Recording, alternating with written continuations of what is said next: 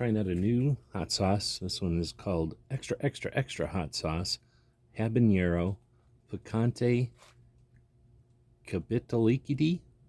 So El Yucateco. Really looking forward to trying this one. This one is from Yucatan. I need to cut the top off here. There we go.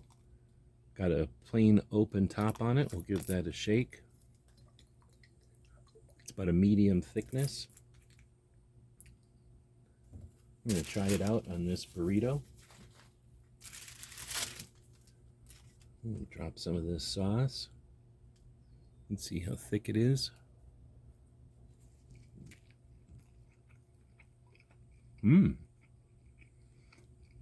It's a Mayan recipe. It's really hot. And it's definitely got like a green flavor there. Lots of flavors. Really enjoying this one right for my first try with it.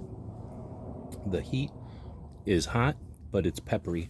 It's not a lingering heat. Really looking forward to this one. Probably will go good with eggs and with cheese. Hope this helps.